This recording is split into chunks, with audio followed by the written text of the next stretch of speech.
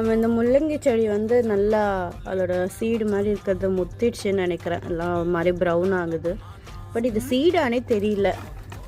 யாராச்சும் இந்த வீடியோ பார்த்தீங்கன்னு அப்படின்னா இது என்ன பண்ணணும், இது விதையா, விதைக்கு விடணுமா என்னன்னு சொல்லுங்கள். நான் வெங்காயம் தோல் எல்லாம் போட்டு கையிடுமா சார். இதுதான் அந்த முள்ளங்கி இருக்கு. எடுத்துடலான்னு நினைக்கிறேன். ஏன்னா செடியும் அப்படியே சாஞ்சிடுச்சு. பார்த்தீங்கன்னா நல்லா காஞ்சிருச்சு. செடியுமே நல்லா அப்படியே சாஞ்சிருச்சு. இது சீடா என்னன்னு தெரியல. இதெல்லாம் நல்லா காஞ்சி வந்துருச்சு. இதை எடுத்துடலான்னு நினைக்கிறோம். எடுக்கிறீங்களா? எடுங்க.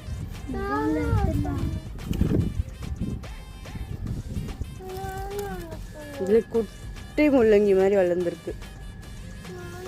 இவ்வளோதான் வளர்ந்துருக்கு இதில். ஆனால் பார்த்தீங்கன்னா இதில் இவ்வளோ இது என்னது? அப்போது முள்ளங்கி தானே இது செடி. மேலே பார்த்தீங்கன்னா இப்படி இருக்குது சீடா. அது என்னன்னு தெரியல. இது க்ளீன் பண்ணி பார்ப்போம். அது மாதிரி இதுவுமே என்ன செடின்னு தெரியல. இது கீரை வெரைட்டியா இது என்னன்னு எங்களுக்கும் தெரியல. இதுவுமே யாராச்சும் பார்த்தீங்கன்னா சொல்லுங்கள். இது என்ன செடி, என்ன பண்ணணும் கமெண்ட் பண்ணுங்கள்.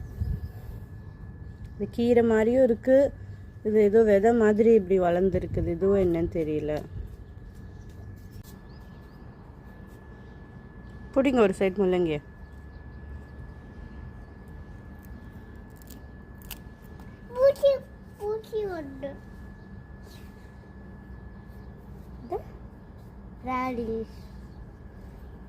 முள்ளங்கி இங்கிலீஷில் இதை வந்து ரேடிஷ்னு வாங்க, தமிழில் முள்ளங்கின்னு சொல்லுவாங்க. நல்லா.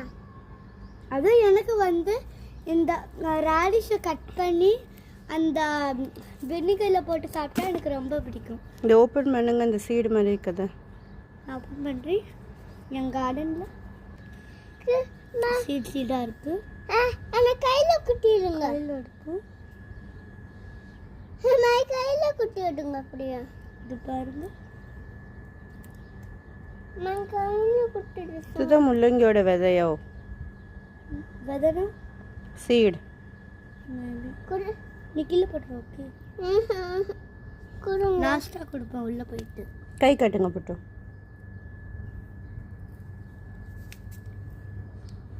இன்னொன்று காண்டி பண்ண சீடு.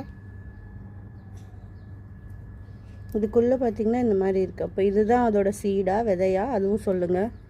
இது போட்டால் முள்ளங்கி திருப்பி வளருமா? ஆமாம்.